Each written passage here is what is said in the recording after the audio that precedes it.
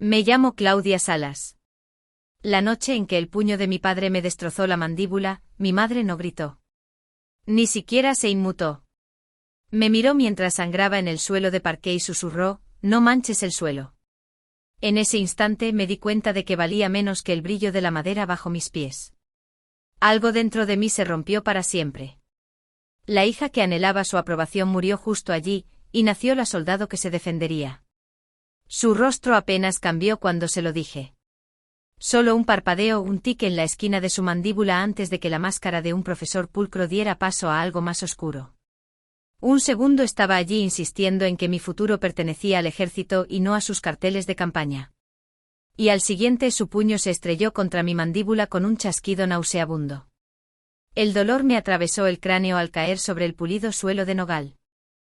El sabor a cobre inundó mi boca, la punzada lo suficientemente aguda como para emborronar los bordes de la habitación.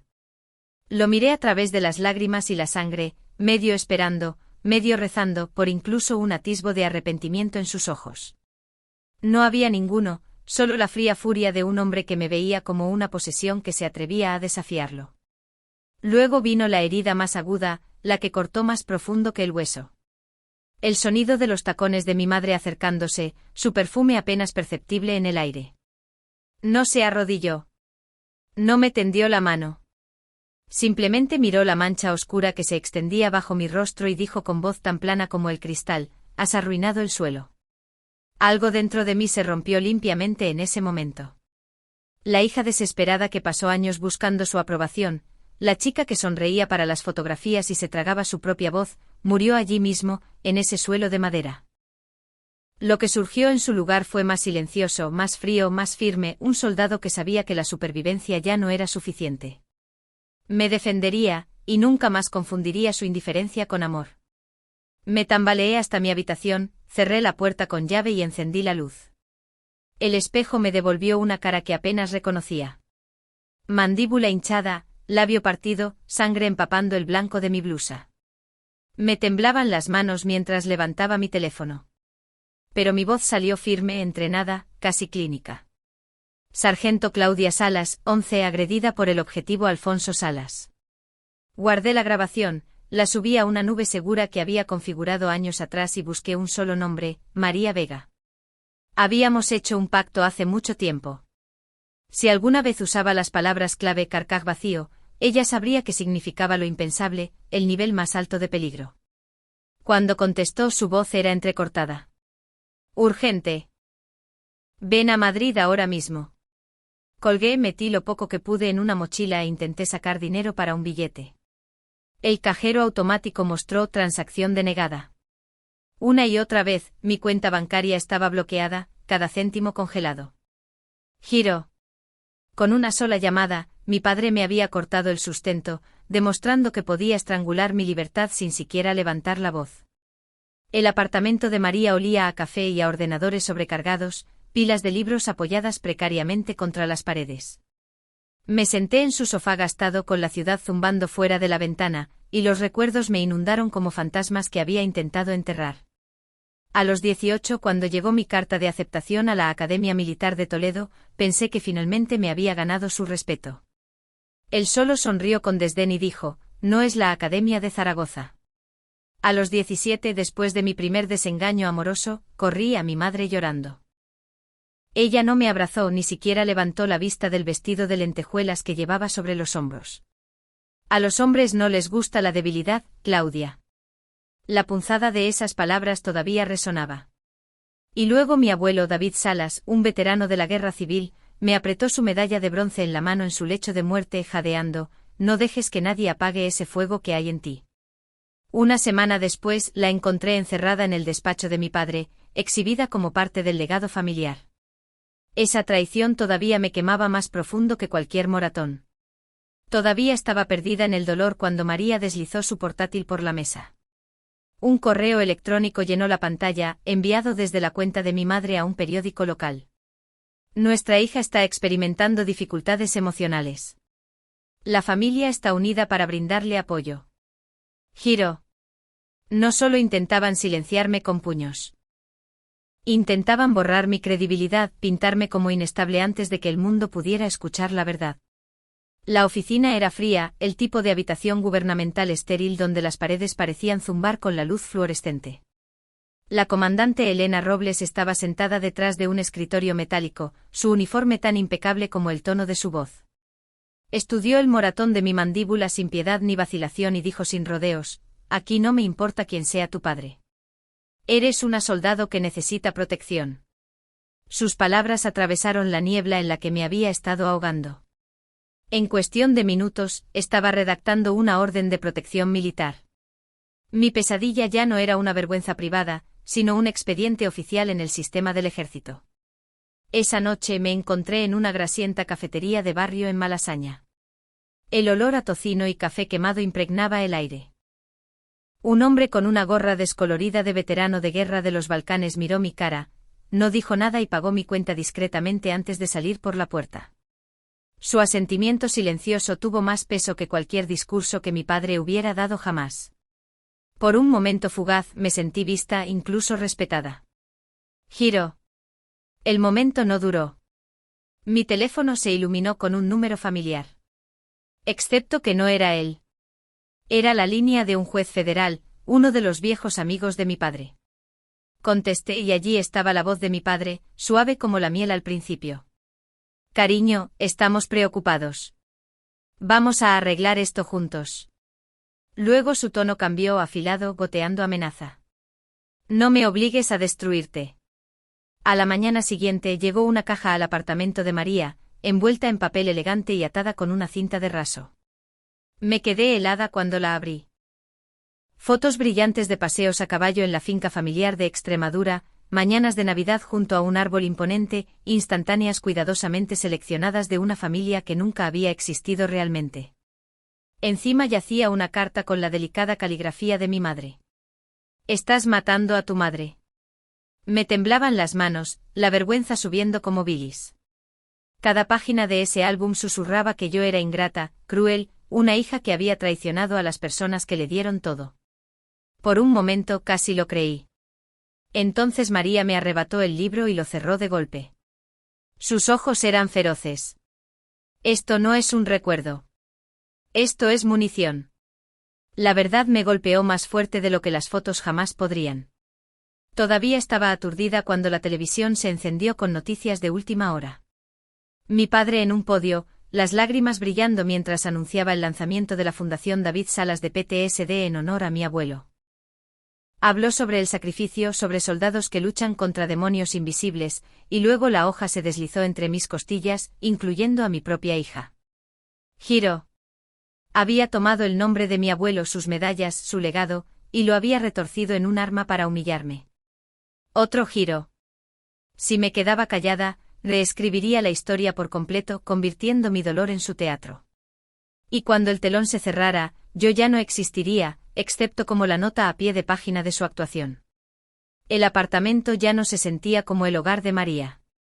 Se había transformado en una sala de guerra. Pilas de tazas de café ensuciaban la mesa. Mapas de Madrid extendidos bajo sus manos rápidas mientras marcaba rutas y sistemas con tinta roja afilada. Elena Robles se apoyaba en el borde del escritorio, leyendo en voz alta los estatutos que podrían acorralar a un senador, su voz entrecortada convirtiendo los códigos legales en armas. Javier Delgado estaba sentado frente a mí con la postura rígida, los ojos firmes, prometiendo solo con su presencia que el ejército no me engulliría entera. Por primera vez en días, me sentí menos como una presa y más como parte de una unidad. Luego llamaron a la puerta. Un hombre entró, nervioso, cambiando de pie a pie. Las rayas en su manga lo marcaban como un sargento. Llamábase Pérez. Nos contó con voz baja y temblorosa cómo una vez había presentado una queja contra el hijo de uno de los mayores donantes de mi padre. Una semana después, el expediente desapareció. Una orden lo envió a un puesto gélido en los Pirineos. Su carrera, su vida descarriladas. Su firma en una declaración jurada temblaba. Pero estaba allí. Giro 1. El abuso de poder de mi padre no era solo mío. Era un patrón, un sistema. Giro 2. Los ojos de María se iluminaron con la emoción del descubrimiento cuando sacó los planos del Museo del Prado. Los eventos se gestionan a través de un proveedor externo, explicó, sus portales están completamente abiertos. Puedo colar a alguien en el equipo de audiovisuales. Control total de sonido y visuales. Se me apretó el pecho. Era imprudente. Era peligroso. Pero por primera vez lo vi claramente. Un verdadero contraataque planeado como una operación militar. El plan era simple en su brutalidad. Entraría del brazo de mis padres, sonreiría a las cámaras y dejaría que mi padre creyera que me había recuperado. El orgullo haría el resto. Me pasearía ante los donantes y luego me subiría al escenario como su joya de la corona. Me puse de pie frente al espejo con mi uniforme de gala. La tela planchada y nítida. Las medallas pulidas y brillantes. El maquillaje disimulaba el moratón que se desvanecía, pero no podía ocultar el acero en mis ojos. La chica que una vez se acobardaba se había ido. Giro 3. La noche anterior a la gala. Mi teléfono zumbó. Un mensaje de mi madre. Si abres la boca, le diré a todos los periodistas que estás mintiendo por despecho. No destruyas a esta familia. Sus palabras estaban afiladas como cuchillos, diseñadas para atravesar la delgada capa de resolución que había construido. Miré la pantalla, luego escribí lentamente, nunca me conociste y nunca podrás destruirme. Pulsé enviar y sentí que algo se rompía. No una fractura, sino una liberación. María se inclinó sobre mi hombro con una mueca en los labios. Acabas de cortar la última cadena. Giro 4. Por primera vez en mi vida, no estaba luchando por sobrevivir a su control. Estaba libre. Y con esa libertad llegó algo mucho más peligroso que la rabia. Una determinación tranquila e inquebrantable. No solo estaba preparada para enfrentarlos. Estaba lista para terminar con esto. Las lámparas de araña del Museo del Prado brillaban como estrellas congeladas, proyectando luz sobre un mar de esmóquines y vestidos de lentejuelas. El aire zumbaba con el murmullo de donantes, políticos y periodistas. Todas las mesas atestadas de poder, vestidas de seda y ambición. Las cámaras se alineaban en la pared del fondo, las luces rojas de grabación parpadeando como una hilera de ojos vigilantes. Mi padre prosperaba en ese ambiente. Estaba en el podio envuelto en terciopelo y mármol, su voz rica y dominante mientras hablaba de legado, sacrificio y el honor de llevar el nombre Salas. La audiencia pendía de cada palabra, chocando copas de champán, asintiendo como si ellos también fueran parte del mito que tejía. Luego, tal como lo había guionizado su ego, se volvió hacia mí entre la multitud, con la mano levantada, haciendo un gesto para que me acercara.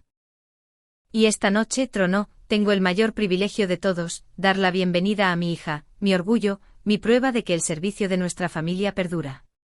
Los aplausos ondearon por el atrio mientras extendía el brazo. Me levanté con el corazón firme.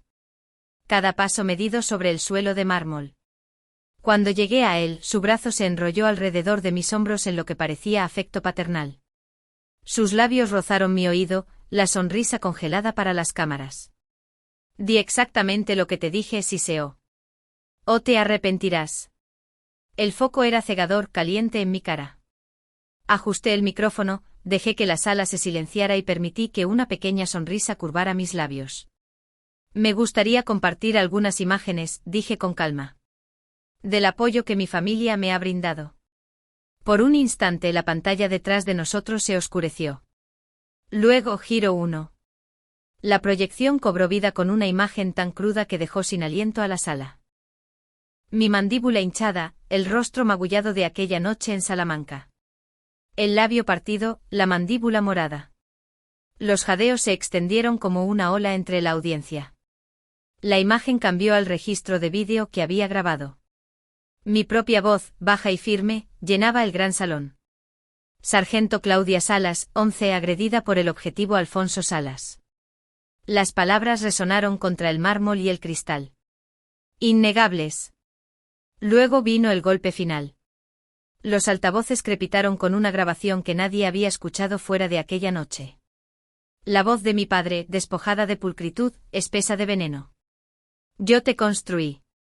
Con la misma facilidad puedo destruirte. Las palabras atravesaron el silencio como una cuchilla. La audiencia se congeló, algunos mirando en shock, otros buscando sus teléfonos, los flashes ya estallando como disparos, el rostro de mi padre sin color, su sonrisa colapsando como si hubiera estado allí clavada demasiado tiempo. Mi madre, enjollada e inmaculada, se llevó una mano temblorosa a la boca, y luego, a través del caos, llegó el orden. La multitud se abrió mientras la comandante Elena Robles avanzaba, flanqueada por 2 policías militares con uniformes impecables. Subieron al escenario con la calma inevitabilidad de un veredicto. La voz de Elena sonó aguda y oficial en los micrófonos, superando los murmullos aturdidos. Senador Alfonso Salas, está bajo investigación por la agresión a un soldado en servicio activo del Ejército de Tierra español. Viene con nosotros. Las cámaras estallaron en flashes. La audiencia estalló mitad en incredulidad, mitad en indignación. Mi padre permaneció paralizado, la máscara pulcra despojada, dejando solo a un hombre pequeño y acorralado bajo el peso de la verdad. Las esposas chasquearon alrededor de sus muñecas, metálicas y definitivas. Por primera vez en mi vida, la historia no era suya para contar. Era mía, y se la había contado al mundo.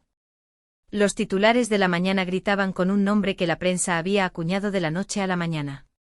El colapso de los salas, cada pantalla, cada feed llevaba las imágenes, mi cara magullada, las amenazas de mi padre resonando, las esposas cerrándose bajo las luces cegadoras del Prado. La mitad del país me llamó heroína, una soldado lo suficientemente valiente como para exponer la corrupción. La otra mitad se burló de que no era más que una traidora, una hija hambrienta de fama dispuesta a destruir su propia sangre. Deslicé la pantalla lo suficiente como para ver un comentario venenoso, ella solo quería atención. Mi estómago se encogió, la vergüenza regresando como humo que se filtraba bajo una puerta cerrada. María se acercó, le quitó el control remoto y apagó la pantalla. Su voz era aguda, protectora. No dejes que te toquen. Ganaste. Eso es lo que importa. Pero la victoria no silenciaba a los fantasmas. Mi teléfono sonó, el identificador de llamadas brillando con un nombre que nunca pude ignorar del todo. Mi madre, su voz quebrada con un dolor ensayado, espesa con la actuación que había perfeccionado en galas y recaudaciones de fondos. Claudia, escúchame. Nos lo debes. Tu padre lo ha perdido todo. Su carrera, su reputación. Lo estás matando. Me estás matando a mí. Las lágrimas en su voz no eran reales, pero las palabras seguían golpeando con el peso de años de condicionamiento. Cerré los ojos, inhalé y forcé mi respuesta a salir firme como una roca. Ya he pagado. Pagué con mi juventud, mis sueños y con mi sangre en ese suelo de nogal. Ya no os debo nada. El silencio al otro lado fue ensordecedor. Su control sobre mí rompiéndose como un cristal frágil. El giro 2 llegó cuando acepté algo que me sugirió mi terapeuta, mirar a mi padre a los ojos una última vez. No por él, sino por mí, para cerrar el círculo. El centro de detención olía a lejía y aire viciado. Los pasillos resonaban con una especie de silencio hueco. Él estaba sentado detrás del grueso cristal en un mono sencillo, más pequeño de lo que nunca lo había visto, despojado del aura de poder. Sus ojos estaban hundidos, pero seguían buscando un ángulo para ejercer influencia. Cuando el auricular cobró vida, su voz ronca dijo: «Lo hice todo por ti. Todo lo que construí fue por ti». Levanté la mano, deteniéndolo. Mi voz era tranquila, incluso despojada de la desesperación de la que él se había nutrido. No lo hiciste por ti mismo. Cada ley, cada discurso, cada foto, nada de eso fue por mí. Su boca se crispó, buscando su viejo arsenal de palabras, pero no salió nada. Me incliné más, mi mirada fija a través del plexiglas. No vine aquí por una disculpa. Sé que eres incapaz de una. No vine a regodearme. Vine a decirte que ya no tienes poder sobre mí. Ya no tengo miedo. Ya no estoy enfadada. Parpadeó, la confusión se extendió por el vacío de sus ojos. Por primera vez sentí que las balanzas se equilibraban. No porque él se hubiera roto, sino porque yo ya no lo necesitaba. Dejé que las palabras se asentaran, luego pronuncié la frase que era solo mía: te perdono. Un destello de triunfo brilló en sus ojos, como si creyera que el perdón significaba victoria. No se lo permití. No porque lo merezcas. No lo mereces. Te perdono porque yo merezco la paz, y no puedo tenerla mientras lleve este odio. Dejé el auricular suavemente, me levanté y salí sin mirar atrás. Detrás de mí yacían las ruinas de un hombre que una vez creyó ser intocable. Delante de mí se extendía algo mucho más poderoso que la venganza, la libertad. Un año después, me puse firme en el campo de desfiles de la Academia General Militar de Zaragoza. Las recién colocadas barras de un alférez brillaban bajo el sol naciente. El aire era fresco, el cielo bañado en oro, y el sonido de la banda se extendía por las filas de uniformes impecables. Entre el público estaban María, Elena y Javier, sus sonrisas firmes, orgullosas, mi verdadera familia, forjada no por sangre, sino por lealtad y verdad. Cuando terminó la ceremonia, sentí que el peso de mi pasado se aflojaba, reemplazado por la promesa de lo que me esperaba. Había establecido la Fundación Memorial David Salas en nombre de mi abuelo para ayudar a jóvenes a liberarse de hogares abusivos y encontrar sus propios caminos. Llegó una carta de la primera becaria. Palabras escritas con tinta nerviosa: no solo te salvaste a ti misma, también nos salvaste a nosotros. Al leerla, me di cuenta de que el fuego del que hablaba mi abuelo no había muerto. Se había transmitido. A la mañana siguiente, mientras amanecía sobre los pinares de Soria, dirigí a mi pelotón de cadetes en su primera carrera. Las botas golpeaban la tierra al unísono, el aliento ascendía en nubes contra el horizonte carmesí. Me dolía el pecho, pero no por miedo. Por primera vez, no estaba huyendo de la oscuridad. Los estaba llevando hacia la luz.